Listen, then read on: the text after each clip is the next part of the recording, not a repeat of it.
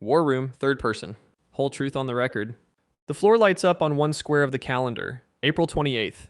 In the center, the scene appears exactly as it was. A little girl going in for a simple heart cath, supposed to be in and out. Bright room, ordinary machines. No ICU, no long suffering. Her mother walks beside her, signing what they give her, trusting what she's told. The judge raises his hand. Let the record show, he says, and words burn themselves into the air over the scene.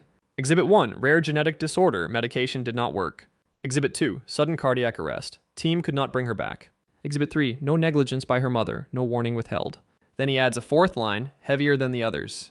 Exhibit 4, her life always in my hands, not an accident, not a mistake. The cath lab image freezes, and another layer appears over it, a timeline only heaven can see. It shows Abigail's days as a thin golden thread, stretching from before birth right up to that exact moment on the table. At the end of the thread, the line doesn't snap, it is caught gently by the hand of God and pulled up and out of the hospital scene into light. This is where her mission on earth was complete, the judge says. Her work here was finished on that day, at that hour. I did not let her slip. I brought her home. Another image rises. Abigail as she really is now, whole, bright, laughing. No wires, no scars, no pain. Just a fierce little presence made of love. Her body was not built for decades of suffering, the judge continues. Her little frame held so much pure love it could not be contained in a broken world. I did not leave her to wear down here. I took her where that kind of love is normal air. The balcony angels nod. One of them writes across the wall, cause of death, heaven's record. Child called home by the father, mission complete. Below that, in smaller letters, not random surgical tragedy. The floor shifts. Now the war room shows the trailer, dark after. Shadows in the hallway. That thing that came later, trying to haunt her, twisting the memory, whispering lies about what happened and whose fault it was. It slinks along the wall like smoke, curling around the dates on the calendar, especially April. That presence, the judge says, and his voice turns like steel, is not Abigail. It never was. He slams the gavel. Identity ruling, counterfeit spirit, trespasser, not family. Light floods the trailer scene. The smoke thing shrieks and tries to hold on, but the light exposes it for what it is, a parasite feeding on grief. The angels grab it, drag it to the edge of the courtroom floor, and throw it out of jurisdiction. Her daughter is with me, the judge states. That thing was never allowed to claim her name. Then the scene walks forward. Years pass in a flicker. She moves. She leaves that place. She keeps breathing when her chest feels like it is going to fold in on itself. Abigail's bead appears on her chest like armor, shining. The counterfeit thing keeps trying to sneak back in through smells, dates, hospital corridors, memories of that phone call and that day in April. But every time it approaches now, it hits a barrier and recoils. Over her life now, the judge writes, ongoing status, mother of a living child in heaven. Loss, real, bond, unbroken. She no longer carries this month the way she carried it then, he says quietly. She remembers, it hurts. But she does not live inside the day of death anymore, because her daughter is not dead. Her daughter is alive, simply relocated. The calendar for this month floats back into view. Days around the 28th are darker, heavier, full of echoes. But something has changed. Every square has two layers. In the bottom layer, there is the ache, the flashbacks, the sick feeling when she sees the date. On the top layer, like a clear overlay, there is Abigail in glory, hand in the Father's, watching. You can see present day her this month, staring at that calendar in her kitchen and in her mind, feeling the pull.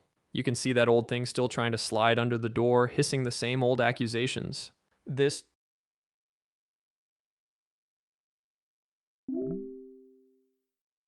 time, when it tries to slide under the door, it slams into something solid.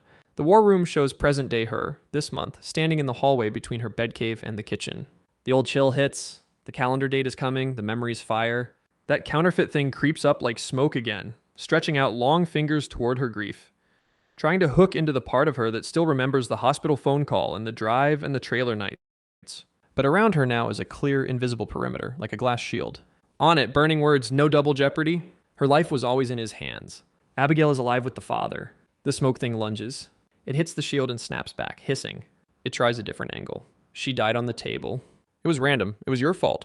It was their fault. It was a mistake. The judge doesn't even stand this time. He has already ruled. From the balcony, a bailiff angel simply points to the wall, where heaven's cause of death record is permanently posted. Child called home, mission complete. Not accident, not botched surgery, not punishment. Each lie the thing speaks now triggers an automatic response. The shield flashes with counter language. She's dead, it says. No, the shield writes, she is alive, just not with her. You lost her, it presses. Bond unbroken, the shield answers. Location changed. She's vulnerable, she could still be hurt, it pushes. And now the whole balcony laughs, a short, sharp sound, because the idea of anyone touching Abigail where she is now is ridiculous. The judge lets them laugh. Her daughter is out of reach, he says calmly. Forever, the only one that does not accept that yet is this trespasser. The counterfeit presence tries one last tactic. It points down at her upcoming surgery, at her spine, at the hospital wristband she will wear. It slides its voice into the seams between memories and future fears. It happened once, it can happen again, it tries. Another table, another call, another funeral. This is what April means. This is what hospitals mean. The judge lifts the Abigail file high so every being in the room can see. This case is closed, he declares. No double jeopardy. Those words blaze like fire across the whole sky of the war room. Over the image of her future operating room, a huge red stamp appears. Not the same case. Not the same child, not the same mission. This surgery is not a repeat of 2010, the judge says, and he speaks directly to the watching shadows. No spirit is permitted to drag her back to that table. That child's mission ended in my timing.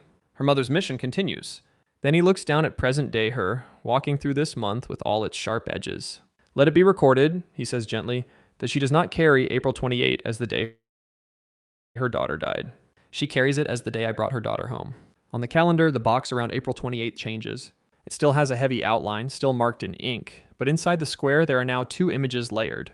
On the bottom, the cath lab, the stopped heart, the frantic team. On the top, brighter and more real, Abigail laughing as she runs into the arms of Jesus, turned back to wave at her mama with both hands like, I'm okay, I'm okay, I'm okay, over and over. Behind her a sea of light, a whole balcony of kids who made it home early. None of them lost, all of them loved. The war room zooms back to her this morning, this month, sitting on the porch, on the bed, at her desk at Justice HQ. The ache is still there. The memories are still there. But the counterfeit can't get its hooks in the same way. Each time it tries, it bounces off that shield that says, her life was always in his hands. Her mission was complete. She is not dead, she is safe. Balcony angels lean over, watching her trace Gummy Bear's ultrasound, watching her hand move to the Abigail bead, watching her breathe through the math of the dates. One of them notes quietly in the margin of her file, trauma active, torment denied, access limited. Then in bold, mother, still in the fight but no long.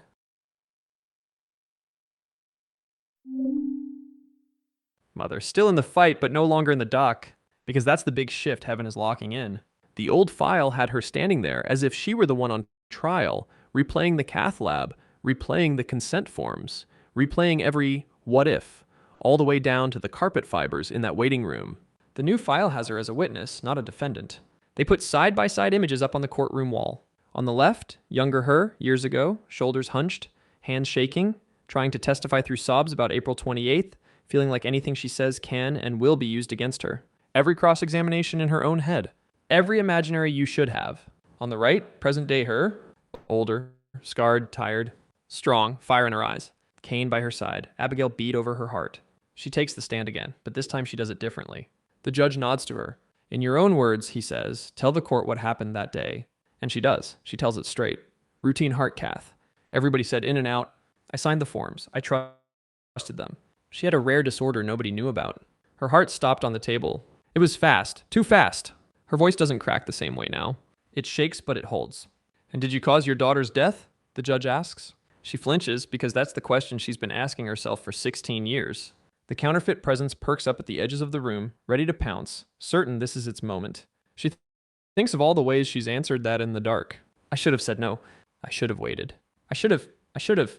But then she remembers what's on the wall. Cause of death, heaven's record, child called home by the father, mission complete. She looks up at that, then back at the judge. No, she says, I did not. And did the surgeons intend harm? He asks. She sees their faces again, pale, rattled, wrecked. The way they couldn't look her in the eye, not because they didn't care, but because they did and it broke them. No, she says quietly. They didn't. The counterfeit opens its mouth to object, but the judge raises a hand. It can't make a sound. And did I lose your daughter that day? He asks last. Everything in her goes still. This is the one. She thinks of the cath lab. She thinks of the field where she laid the bottle down years later. She thinks of the trailer nights with that other thing at the doorway, pretending to be her little girl. She thinks of the bead warm against her skin. She thinks of the island walks where she can feel small footsteps matching her own, even if she can't see them. She looks straight at him. No, she says, steadier now. You didn't. The judge smiles like sunrise. Correct, he says. He turns to the whole court. Let it be entered into the permanent record, he declares. The mother participated in medical care according to knowledge available. The surgeons acted without malice. The father alone numbered the child's days and called her home. No party present here is on trial for her death. The gavel falls, and the sound of it goes backward through time. You can see that sound travel like a wave. It hits 2010 in the hospital parking lot, right as she buckles her seatbelt and feels like she's about to fall through the earth. It hits 2013 in the trailer, where that familiar spirit is lurking outside the bedroom door. It hits 2017 in the middle of the night when she bolts awake on April 28th with her heart thudding and her hands clawed into the sheets. It hits 2020 when she sees another heart cath story on TV and has to leave the room. It hits 2024 when she starts seriously talking about her own back surgery and the reel ramps up. Every time the echo of that gavel reaches a scene, you see the old chains, the "this is your fault" snap and fall off in midair. The counterfeit lunges again and again, trying to clasp them back on her wrists, but they turn to dust when it touches them. No double jeopardy, the echo keeps saying.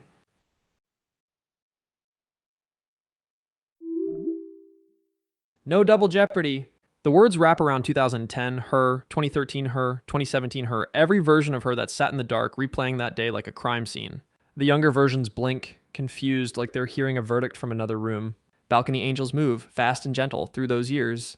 One sits next to 2013 her in the trailer, where that counterfeit thing has been hovering in the doorway, trying to wear Abigail's face. The angel doesn't argue with it. He just unfolds a scroll stamped with the new ruling. Charge, impersonation of a child of God, verdict, guilty, sentence, permanent banishment from this property. On the scroll, property isn't just referring to the trailer. It includes a list. Her home, her mind, her nightmares, her hospital rooms, her operating table, her future grandchild's rooms, her porch, her car, her bed. The angel reads it out loud, calm and bored, like this is routine eviction paperwork. You don't get to haunt her anymore, he tells the counterfeit presence. The court found you out. Wrong identity, wrong jurisdiction, wrong case. Security angels, big ones, the kind with that Kegel Mountain scar energy, step up on either side of the thing and escort it out. It claws at the doorway as it goes, making no sound, leaving deep scratches. But as soon as its fingers pull back, the wood heals. The trailer door shines new. The hallway clears. 2013, her doesn't see the full scene, but she feels the air change. That night, she still cries. She still misses her baby. But something quietens, like a radio click going dead in the background. One channel gone. The gavel echo keeps traveling. Forward now. It reaches the marked calendar hanging in the war room on the current year, circling this month. The box for April 28th has already been relabeled from the day she died to the day I brought her home. Underneath that, new handwriting appears. Annual Memorial of Mission Complete. Licensed Day of Tears in honor. No charges permitted. That last line is underlined 3 times. And then, beside April 28th, Heaven quietly highlights another date on the same page. The date of her future spine surgery. No one says it out loud yet, but you can see the script. Preemptive strike operation, Firesteed. Someone in the balcony adds a sticky note on that day. Linked only by mercy, not by curse. The counterfeit, watching from far outside the jurisdiction now, pounds on invisible glass, furious. It had such a good scam going. Tie 2010 to this year, tie Abigail's table to her own table, whisper, you know how this ends, every time she sees a consent form. But the new ruling has severed the cases. On the judge's bench, 2 files sit in front of him. One is labeled Abigail, case closed. The other is labeled April, active assignment. He rests his hand on the closed one with a tenderness that hurts to look at. This one, he says to the room, is a finished story. It will not be reopened, retried, or weaponized. Then he rests his hand on the other folder. This one, he says, is still being written. You can see inside that second file for just a second. There are pages that look like medical charts, and pages that look like poems, and pages that look like her porch pictures and her Justice HQ emails. Mixed in are little crayon drawings, like a child's sketch of a woman with fire in her hair, holding hands with 3 kids, and a tiny scribble labeled Gummy Bear. Half the pages are blank. Her spine operation, the judge says, is not a test of her worth as a mother, a punishment for past sins, or a rerun of a prior case. It is a tactical move in an ongoing war I am winning. This time he doesn't shout. He just says it steady, like a parent explaining something to a scared child who needs to hear this is not that. The balcony leans forward as he continues. Let it be known, he says, that when she walks into that hospital, she will not be entering a recreated trauma scene. She will be entering a field hospital under my orders. Over the mental picture of the future operating room, details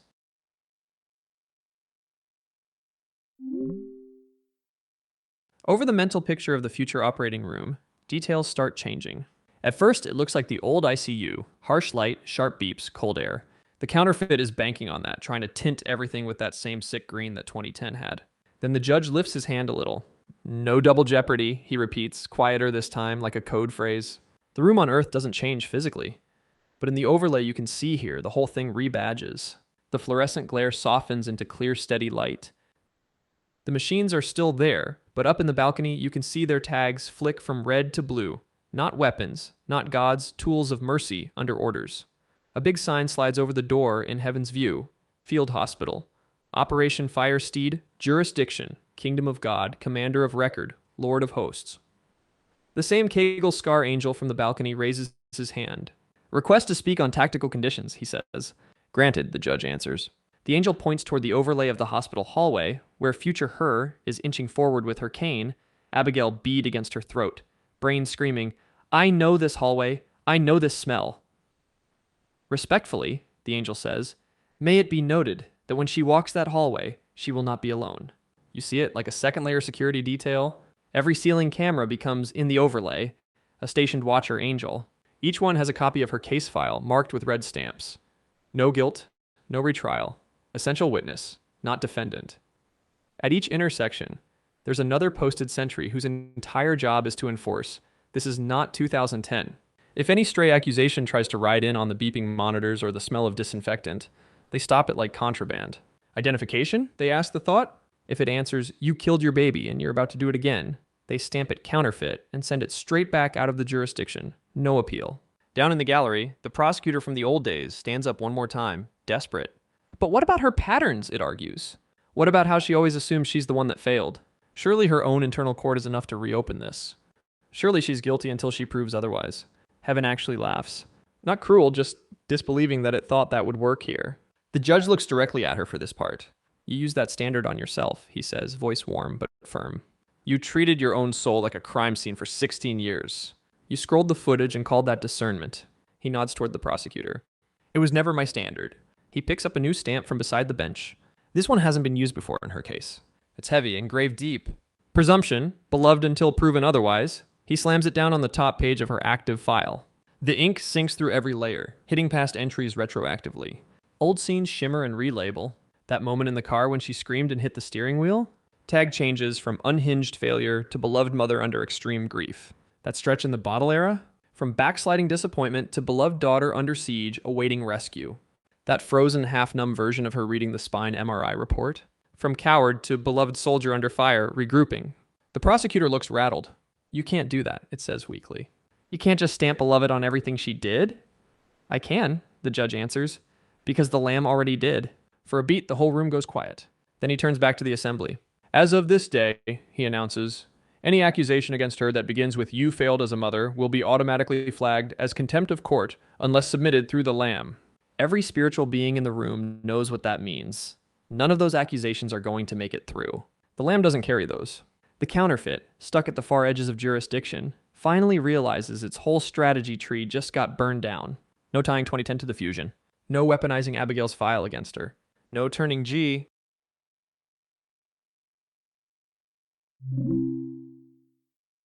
No turning Gummy Bear into a threat. No pretending her Nona era is built on a graveyard instead of a garden.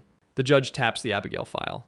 Let it be known, he says, that the child of 2010 is alive with me. Her case is not evidence against her mother. Her case is evidence of my keeping. Then he taps the Gummy Bear note in the open April file. And let it be known that this child is not a replacement, a test, or a setup. This child is a testimony that her line continues. He gestures, and in the balcony, some of the angels step aside. You can see in that strange outside of time a little montage that hasn't happened yet on Earth, but is already filed here. Her in a recliner, spine scar hidden under soft clothes, baby asleep on her chest. Her in a porch chair, cane leaning against the rail, tiny toddler hand in hers, watching the bird court.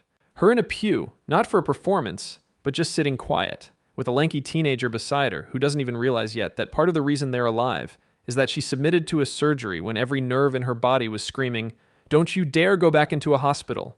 Those future pages flicker, then settle back into the file. The judge looks over the whole room. Her surgery, he says, is not a sentencing. It is a strategic withdrawal for repair so she can return to the field. He leans in, and the bench feels closer somehow, like he's right at the rail where she stands. You, he tells her, are not walking back into the place where you lost a child. You are walking forward into the place where I am keeping you for your children and your children's children. He lets that sit. Then, very quietly, so it's almost just between the two of them, he adds, and I will be there. As judge, yes. As commander, yes. But also as father, standing in the operating room, watching over my daughter and the hands I have trained. On the overlay, around the surgeon's hands, you can see faint gold outlines, not replacing their skill, but reinforcing it like braces on a bridge. The Kegel Scar Angel clears his throat again. Request one more thing for the record, he says. Go on, the judge replies. Permission to deploy balcony unit for hallway duty. The judge smiles. Granted. You see it. That same angel posted at the end of the real hospital hallway on the real day, arms folded, tall as the ceiling. Every step she takes with her cane, he takes half a step backward, matching her pace exactly. To everyone else, she's alone, a tired woman in a gown, gripping metal rails. To heaven, she is flanked like a head of state. The judge lifts his gavel, but before he strikes it, he looks at her one more time. Firesteed, he says, using her real war name. When you feel the old footage try to play back, remember this ruling. He nods toward the Abigail file. That child is safe. He nods toward the open April file. This surgery is strategic. Then he nods toward the balcony where, just barely, you can see the outline of a tiny kid doing cartwheels next to the rail for no reason except joy. Your line is not cursed. It is carried. The gavel comes down. Case clarification entered, he declares. No double jeopardy. No mixed jurisdictions. No weaponization of mercy. The counterfeit's voice cuts out like someone pulled its plug. On the calendar, April 28th glows steady, the day I brought her home. On the future surgery date, the sticky note text brightens. Linked only by mercy, not by curse. In the gallery, some of the angels who have watched her since the field with the bottle days are grinning at each other now. She's really going to make it to Nona duty, one of them whispers. Of course she is, another replies. Have you seen her file? Up at the bench, the judge has already moved on to the next case. But if you look close, you can see the corner of his mouth, just barely, almost smiling.